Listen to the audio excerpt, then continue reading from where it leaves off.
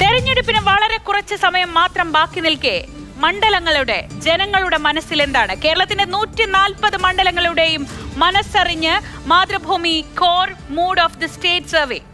ആദ്യ ദിനം 35 മണ്ഡലങ്ങളിലെ ട്രെൻഡാണ് പ്രേക്ഷകർക്ക് മുന്നിലെത്തിയത്. 16 LDF-നും 16 UDF-നും വിജയ സാധ്യതയെന്ന് ഇന്നത്തെ സർവേ ഫലം പറയുന്നു. 3 ഇഞ്ചോടിഞ്ച് മത്സരമാണ് സർവേ പ്രവചിക്കുന്നത്. ചോദ്യമായി ചോദിക്കണം, അതാണ് ഏറ്റവും പ്രധാനപ്പെട്ട ചോദ്യം. ശരി, സംസ്ഥാന സർക്കാരിന്റെ പിണറായി വിജയൻ സർക്കാരിനെ എങ്ങനെയാണ് കേരളത്തിലെ ജനങ്ങൾ വിലയിരുത്തുന്നത് എന്ന ആദ്യത്തെ ചോദ്യത്തിനുള്ള ഉത്തരം സ്ക്രീനിൽ വരട്ടെ. തെരഞ്ഞെടുപ്പിൽ ജനമനസ്സറിഞ്ഞ സമഗ്ര അഭിപ്രായ സർവേ ഫെബ്രുവരി 16 മുതൽ 23 വരെ ശേഖരിച്ച കേരളത്തിലെ 140 മണ്ഡലങ്ങളിലെ 28,432 സാമ്പിളുകളാണ് സർവേയുടെ കരുത്ത്. ഈ തെരഞ്ഞെടുപ്പ് കാലത്തെ ആദ്യ സമഗ്ര അഭിപ്രായ സർവേ മാതൃഭൂമിക്ക് വേണ്ടി citizen opinion research and evaluation core ആണ് സർവേ നടത്തിയത്. നോക്കാം, നമുക്ക് അത്യുത്തര കേരളത്തിൽ നിന്ന് തുടങ്ങാം. സപ്തഭാഷാ സംഗമ ഭൂമിയായ കാസർഗോട്ടെ ഏറ്റവും വടക്കേ അറ്റത്തുള്ള മണ്ഡലം മഞ്ചേശ്വരം മണ്ഡലത്തിൽ നിന്ന് തുടങ്ങാൻ തോന്നുന്നു. നമുക്ക് മഞ്ചേശ്വരം അഷ്റഫ് MLA അവിടെ ഇപ്പോൾ മുസ്ലിം ലീഗിന്റെ MLA ആണ് ഉള്ളത്. അദ്ദേഹത്തിന്റെ സ്കോർ ആദ്യം എത്രയാണ് എന്ന് നോക്കാം. 59.5.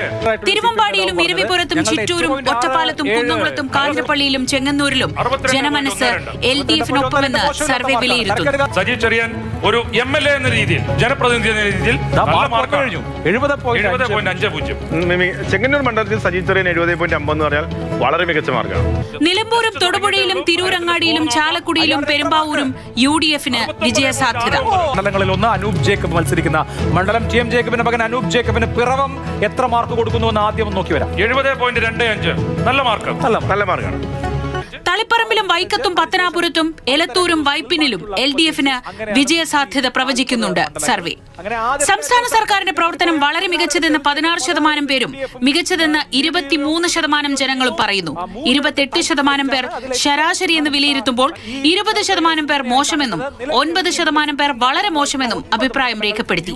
മുഖ്യ പ്രതിപക്ഷമായ UDF-ന്റെ പ്രവർത്തനം മോശമെന്ന് 22% പേരും ശരാശരി എന്ന് 42% പേരും അഭിപ്രായപ്പെട്ടു. ശബരിമല സ്വർണ്ണക്കൊള്ള വിവാദം LDF-നെ ബാധിക്കുമെന്ന് 52% പേരും UDF-നെ ബാധിക്കുമെന്ന് 11% പേരും അഭിപ്രായപ്പെട്ടു. ആരെയും ബാധിക്കില്ലെന്ന് 19% പേർ സർവേയിൽ അഭിപ്രായം രേഖപ്പെടുത്തി. 35 മണ്ഡലങ്ങൾ പരിശോധിക്കുമ്പോൾ 16 LDF-ന് മുൻതൂക്കം.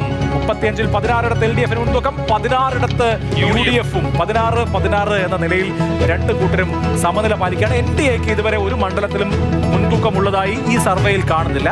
അതേസമയം ശേഷിക്കുന്ന 105 മണ്ഡലങ്ങളുടെ മൂഡ് വരും ദിവസങ്ങളിൽ അറിയാം.